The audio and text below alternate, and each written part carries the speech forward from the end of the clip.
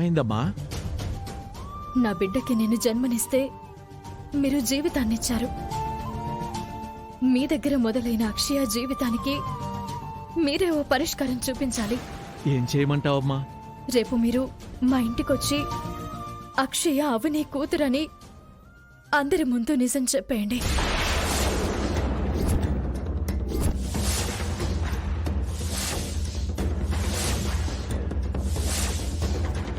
ఏమంటున్నావమ్మా? మీరు విన్నది కరెక్టే. నేనేం తొందరపడ్డం లేదు. 10 విధాలుగా ఆలోచించుకునే ఈ నిర్ణయం తీసుకున్నాను. దానివల్ల నీకు ప్రాణగండం ఉంది కదమ్మా. అన్నీ తెలిసి ఇలాంటి నిర్ణయం ఏంటమ్మా? నాకు ప్రాణగండం అని నా బిడ్డకు దినదిన గండం చూపిస్తున్నట్టుంది. నా బిడ్డ బాధను, కష్టాలను, కన్నీరుని నేనింక చూడలేను. సింహాసనం మీద ఉండవలసిన మహర్జాతకురాలు ఇంకా అనాథలాగే జీవితం నడుతుంది. పూలదారిలో నడవాల్సిన గట్టమనేని వంశ వారసురాలు ఇంకా ముళ్ళదారిలో నడుస్తుంది. నా బిడ్డకి విముక్తి కావాలి నారాయణరావు గారు.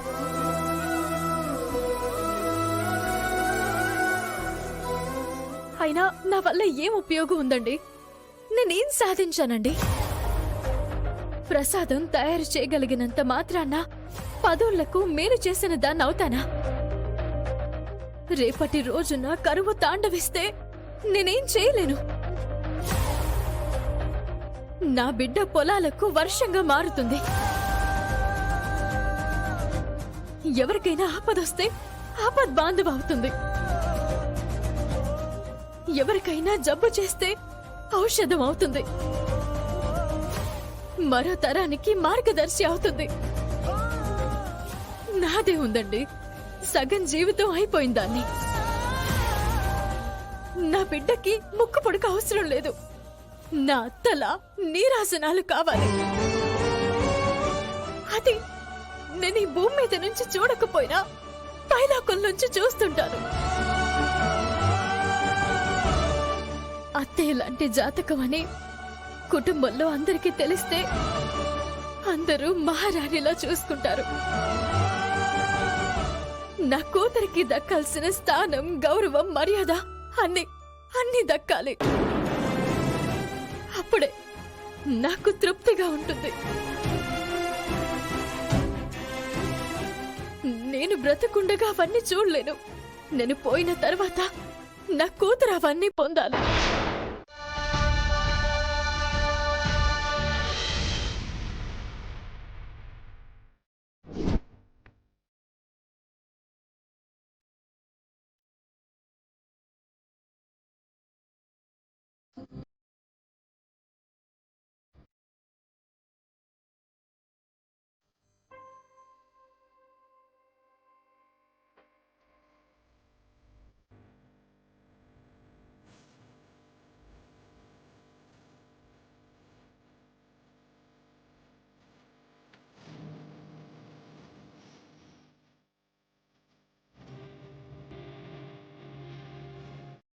పట్టుపరుపులు నీ సొంతమైనా ఇలా నేల మీద పడుకున్నా రేపు నీ గురించి అందరికీ తెలిసిపోతుంది.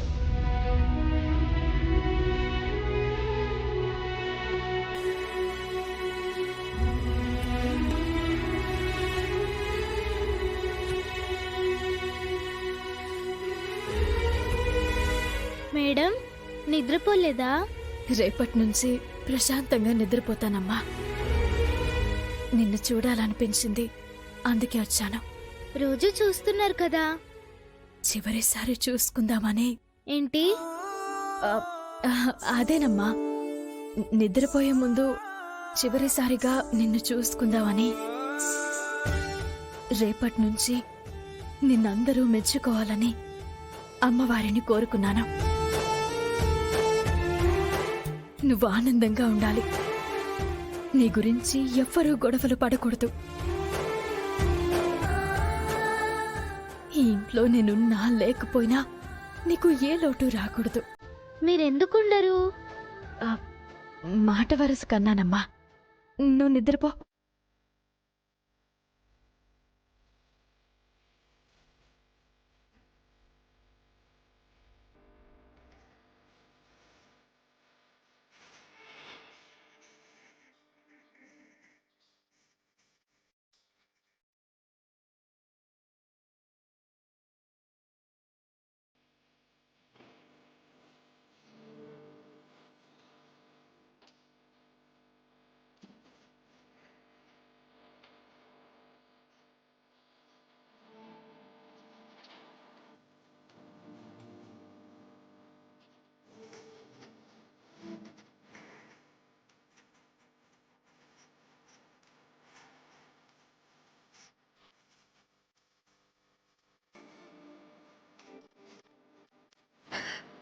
రేపటితో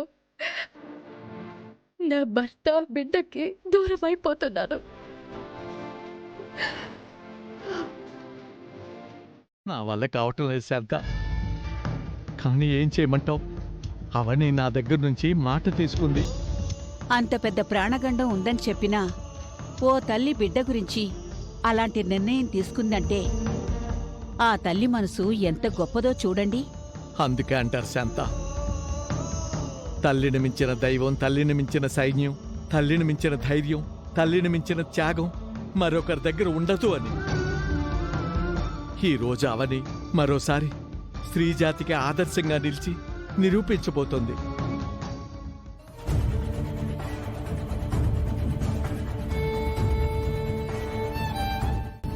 మాటిచ్చిన ప్రకారం ఇక నేను బయలుదేరక తప్పదు. మీకు ఆరోగ్యం బాగోలేదని అవనికి ఫోన్ చేసి అబద్ధం చెప్తానండి. నిజం వాయిదా పడుతుంది. ఆ విరామంలో తల్లి బిడ్డలకేమైనా మేలు జరగచ్చేమో.